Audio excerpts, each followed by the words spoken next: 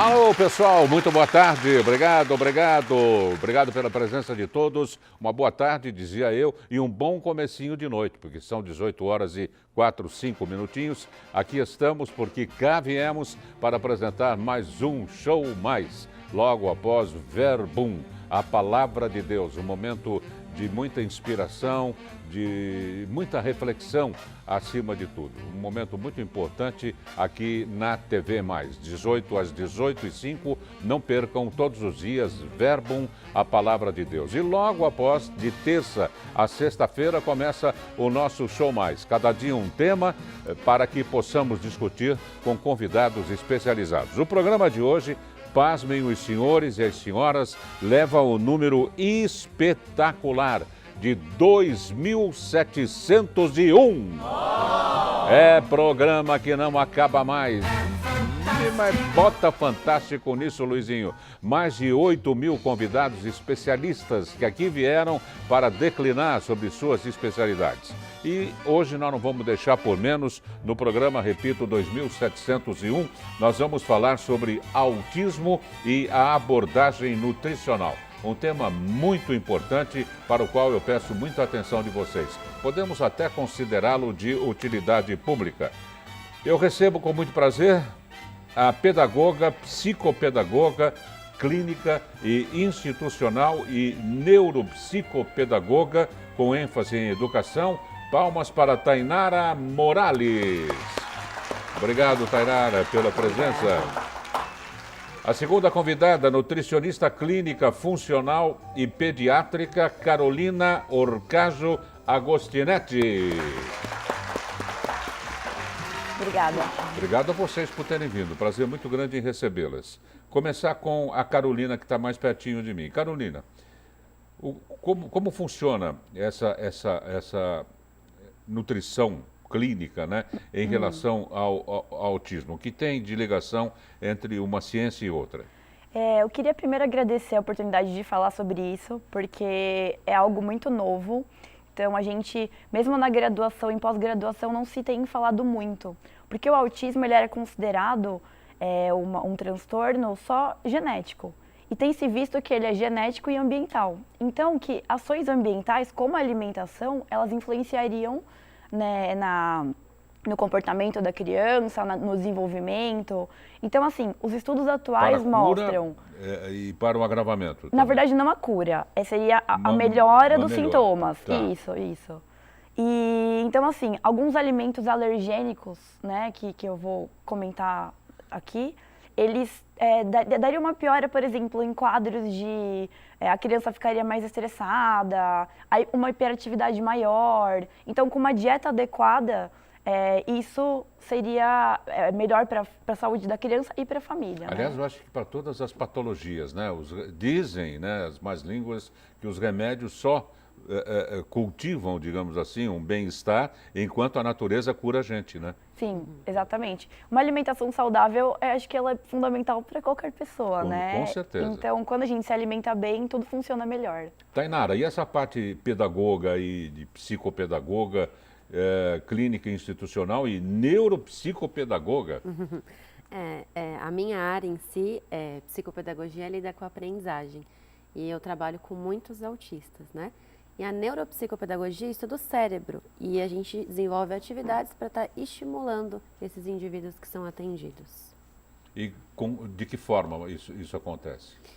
Eles frequentam a terapia, né, uma vez por semana, onde é feito um planejamento, né, do que as metas, do que nós vamos aí proporcionar um caminho aí melhor de evolução. E as respostas são diferentes, umas das outras? Sim, cada indivíduo responde de uma forma, né? A maioria que vem para mim, no caso da psicopedagogia, é em questão do aprender, né? Então, assim, alfabetização, não é um reforço escolar, né? Então, é uma alfabetização, estímulo visual, porque o autista, ele tem algumas dificuldades, né?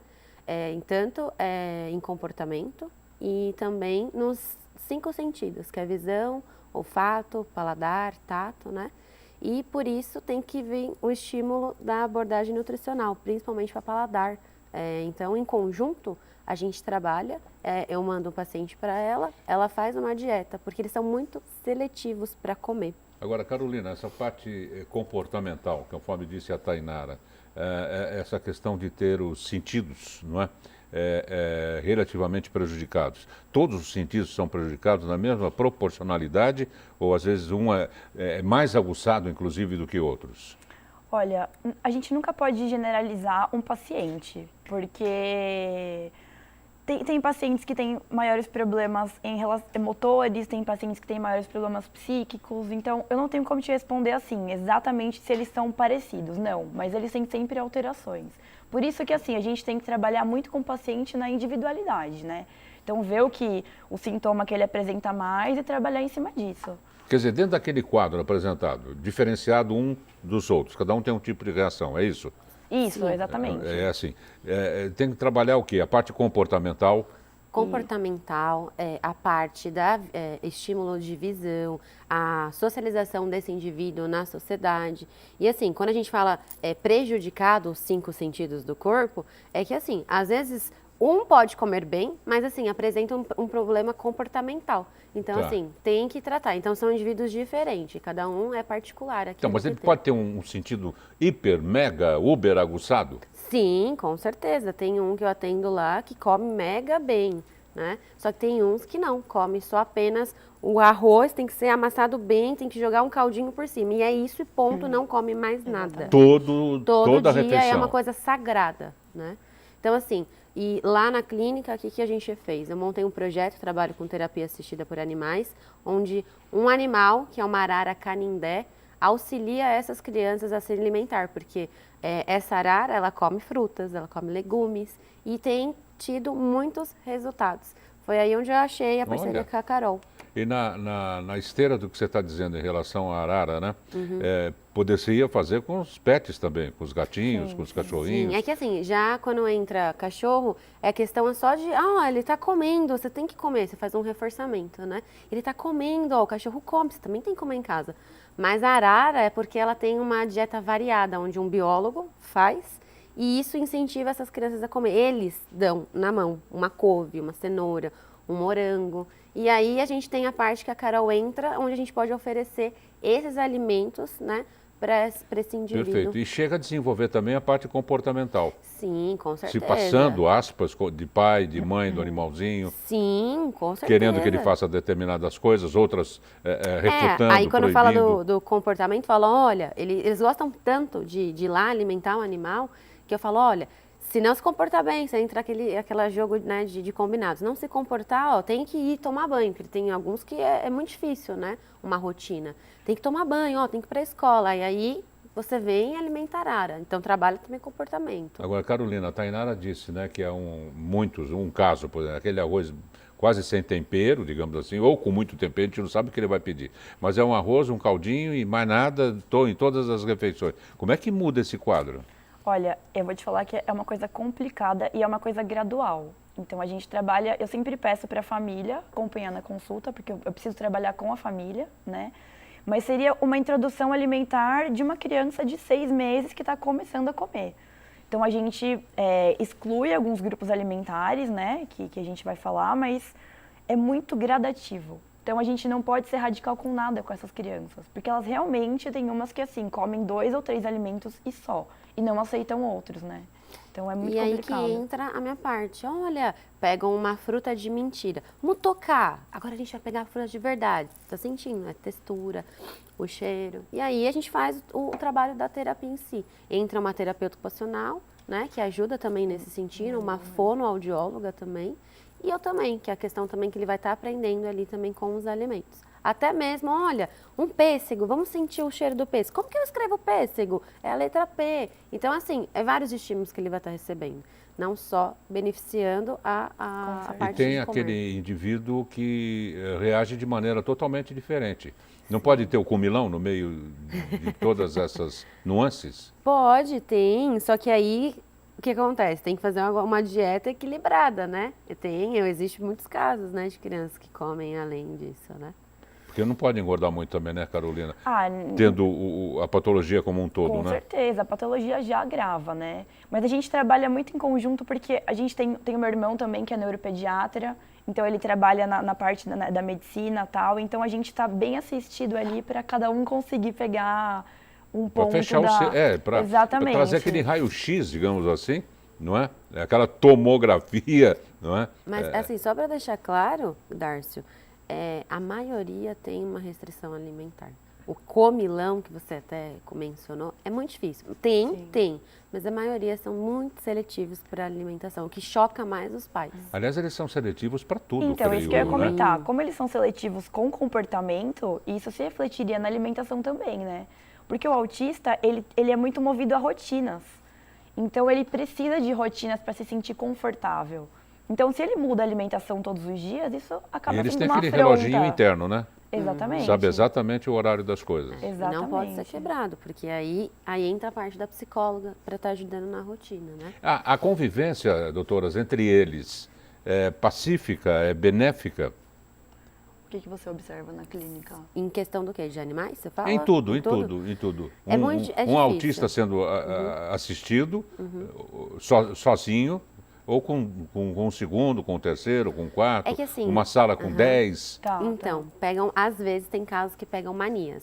Eles têm muito, o manejo de comportamento é muito repetitivo. Então, como eles não têm estabilidade, às vezes falta alguma coisa, né, em relação... Tem uns que não sentem nem temperatura, né? Eu estava até lendo esses dias. Então, eles ficam com a mãozinha. Então, se eu misturar 5, 3, 10, pode ser que um repita o comportamento do outro.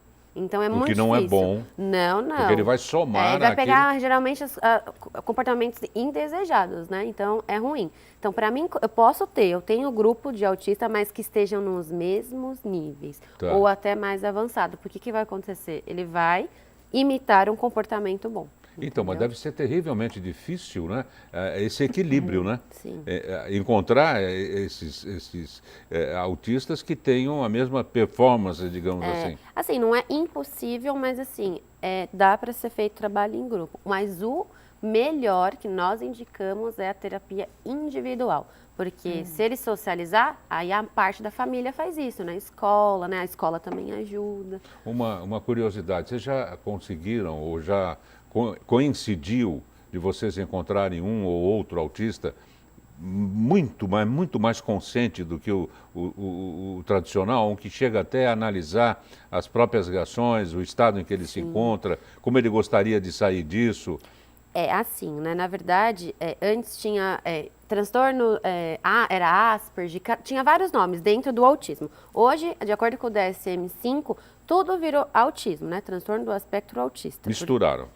Na verdade, colocaram tudo dentro do autismo, do TEA, hoje fala. Porque antes era difícil. Esse caso, no caso que você está falando agora, é o Asperger, né? Que a gente fala. São, assim, eles têm muitas habilidades desenvolvidas. Todos podem, né? Dependendo do grau. Trabalhar, ser consciente nas ações, entender as coisas. Eu tenho um lá, nossa, ele descobre senhas de computadores, ele tem 9 anos. Sim, não, isso é um matemáticos, e ele por exemplo. mesmo faz uma autorreflexão dele mesmo, né? Só que tem uns que não falam, né? Nós Então já depende do tivemos grau. aqui no Show Mais há alguns anos um garoto autista que deu um show aqui, ele conhecia todas as capitais dos países do mundo. Eu tenho uma lá de 4 anos, que é QI elevado também, que ela faz expressão numérica com 4 anos, ela faz redação, o que você imagina. Só que isso também é ruim. Nós vamos fazer um rápido intervalo e já voltamos com a continuação desse tema interessantíssimo, principalmente para aquelas pessoas que têm em suas casas, não é? Um parente, um amigo, um filho, uma filha, um tio, uma tia que apresente o autismo. E sempre bom a gente ir passando dicas. Eu sempre falo, um programa de televisão, um livro que a pessoa lê, às vezes um filme, uma frase de efeito pronta, podem mudar as nossas vidas de uma hora para outra. Fala, opa, não é? Eu nem falei ontem, descobri ontem que o Aristóteles Onassis, o grande armador grego, ele é turco, ele era turco. Negócio impressionante isso. O que acontece com os grandes astros e estrelas? Eles se conhecem nas peças teatrais, nos filmes, namoram, se separam, ficam alguns anos juntos e se separam. Pode acontecer o contrário. Vocês não imaginam quem está namorando um com o outro e outro com um. Richard Gere. Vocês acreditam? E como é que chama aquela outra que fez o filme? O Pretty Woman? Ah, a Julia Roberts. A Julia Roberts. A Julia Roberts está amando loucamente Richard Gere e vice-versa. Mas não é bonito? Claro. Parece que preencheu um vazio no coração da gente. Eles deveriam estar juntos há muito tempo. Só que aí já estraga, se fica muito tempo junto também. Então é melhor agora do que depois. Ou seja, tudo na vida pode mudar. Tudo se transforma. Nada se cria. Tudo se transforma e é sempre bom saber. Nós vamos para um rápido intervalo, que eu estou esticando demais aqui, e já voltamos.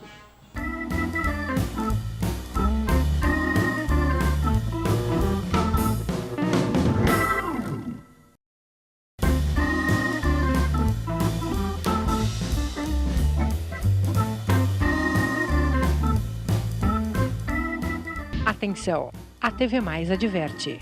O programa Show Mais causa dependência cultural. Ah, mas é claro que eu vou falar da LL Presentes, uma loja, olha, muito legal, que fica... é uma travessinha da Portugal, assim. Você vai subindo da Portugal, vira à direita, para quem sobe a Portugal.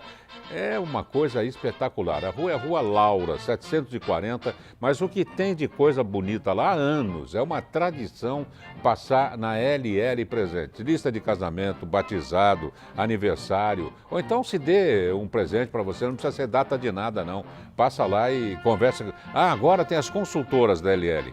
Você chega lá, você pode, com o teu smartphone, tirar uma foto do lobby da sua casa, da cozinha, do sofá, tudo que você queira mexer ou adornar, e leva para as consultoras. Aí toma um cafezinho, um chazinho, elas vão te mostrar absolutamente tudo, que vai demorar umas 8 horas, né?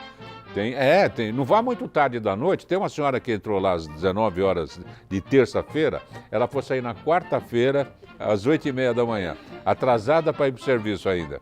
Ah, é brincadeira um negócio desse. LL Presentes, Rua Laura 740, na Vila Bastos, em Santo André. Estamos recebendo para o tema autismo e a abordagem nutricional a Tainara Morales, pedagoga, psicopedagoga clínica e institucional e também neuropsicopedagoga com ênfase em educação, e a Carolina Orcajo Agostinetti, nutricionista clínica funcional e pediátrica. Essa parte da alimentação, como é que funciona todos esses cuidados que tem alimento que aguça mais uma coisa e inibe outra e vice-versa? Então, Darcy, como eu comentei antes, a gente tenta retirar principalmente os alimentos mais alergênicos. Então, o principal é o glúten, né? Que a gente percebe que o autista, ele tem uma dificuldade em digerir e processar algum componente do glúten. O que é glúten? Então, exatamente. O glúten é encontrado principalmente em farinha de trigo. Então, pães, macarrão, bolachas industrializados são feitos com essa farinha, né? E aí, o que a gente faz na consulta? Dá alternativas para essas mães, né? Para que elas consigam fazer receitas e encontrar alimentos que não contenham isso. Tudo sem glúten. Exatamente. Outra coisa é a caseína. A caseína é a proteína do leite. Existe uma confusão entre a lactose e a caseína. Então, a lactose é o carboidrato do leite e a caseína é a proteína. Então, a lactose, ela pode ser retirada, né? Então, alimentos sem lactose, por exemplo. Já a caseína, não. Não tem como você fazer um alimento com leite sem a proteína do leite. Então, a gente pede para excluir esses alimentos. E então, também, não existe leite sem a caseína? Não existe, não existe. Os pais têm uma certa dificuldade. Eles falam, eu tô dando um alimento sem lactose. Eu falo, então, mas não é. É sem o leite. E o papel do nutricionista, nesse caso, é mostrar alternativas, né? Então, por exemplo, no caso do glúten, vou citar algumas farinhas aqui para vocês.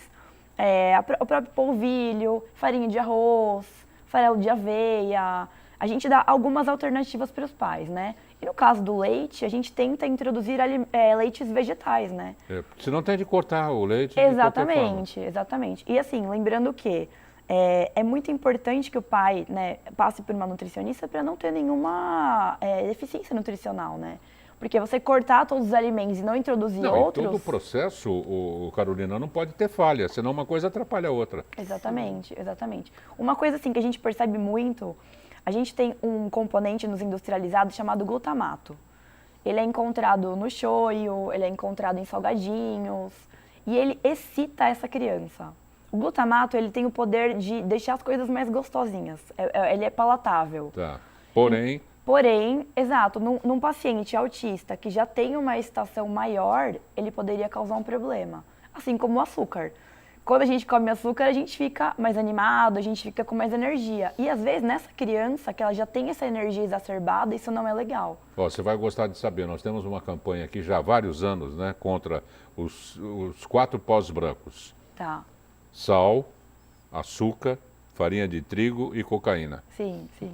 Nós abominamos, faz tanto mal um quanto o outro. Exatamente, é isso mesmo. O sal, então, é uma desgraceira pelada, né?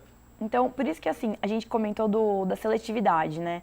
É muito complicado um paciente que é tão seletivo comer grupos, geralmente come o quê? Pão, né? Pão é uma coisa muito fácil que todo mundo come. Então, a introdução tem que ser gradual.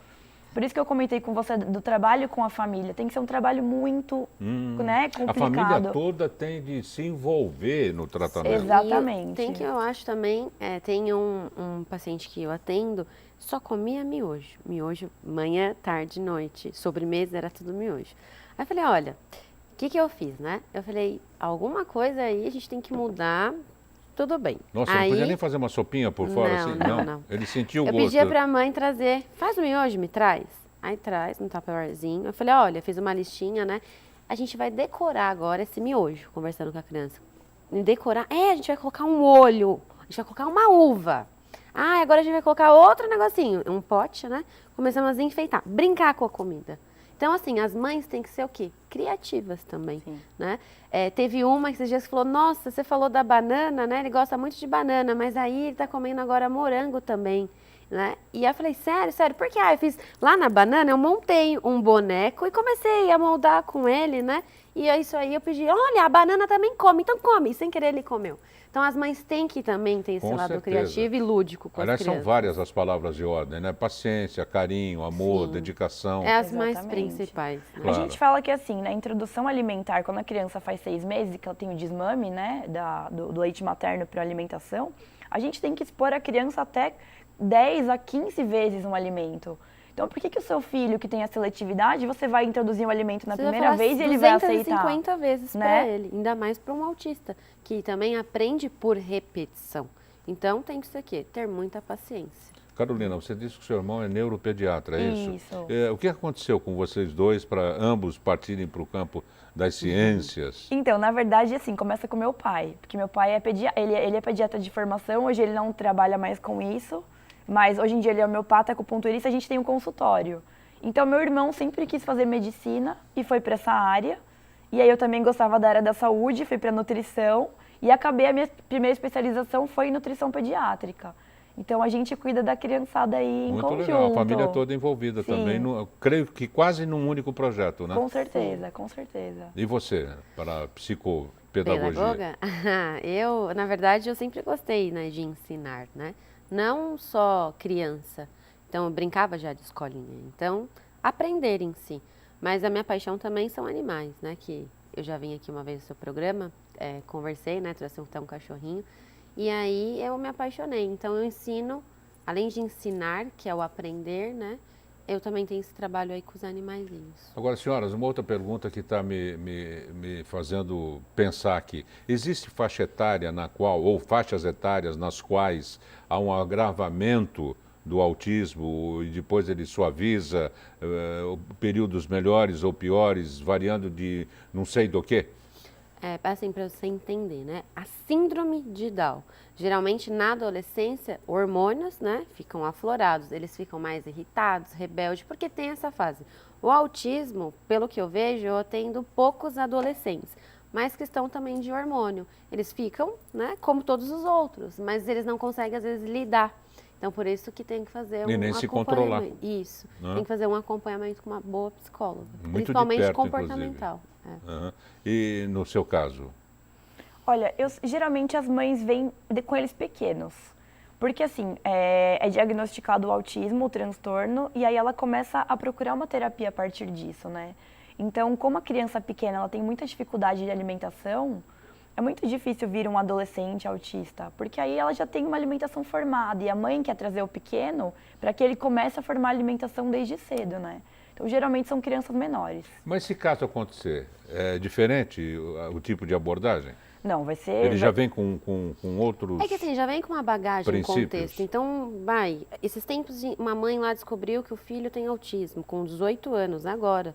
18 anos. Então, assim, ele já tem muitas coisas, assim, que já está formado, né?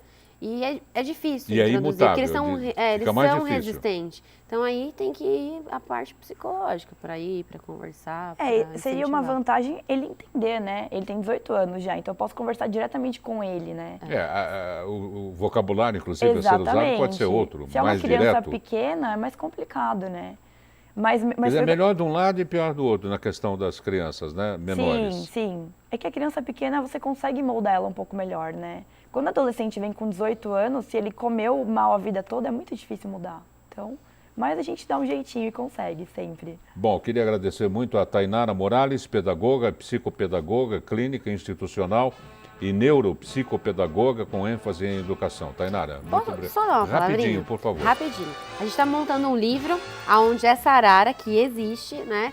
Como é que ela chama, Arara? Maia. Maia. O livro chama Maia e o Mundo Azul, né? Isso. E aí a gente está procurando uma editora. Como a gente trabalha com bastante crianças lá, né? Se alguém ver nós aqui no programa, eu agradeço. A gente precisa de uma editora para poder publicar nosso livro e trazer muita informação de dicas da nutricionista também. Obrigado. Carolina Orcajo Agostinetti, nutricionista clínica, funcional e pediátrica. Obrigado, Carolina. Muito obrigada pelo convite, gostei muito.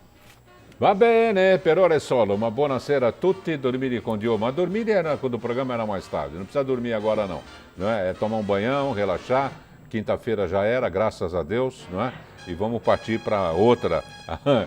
Tomorrow morning, diria Barack Obama. Um abraço a todos. Continue com a nossa programação de varejo. É às 19 horas em ponto. Hora oficial de Brasília. Isso eu prometo. Nós estaremos aqui com o J+, as últimas notícias. Tem uma equipe enorme trabalhando desde que horas eles entraram? Às 10 da manhã para fazer o melhor telejornal regional do mundo. Tchau.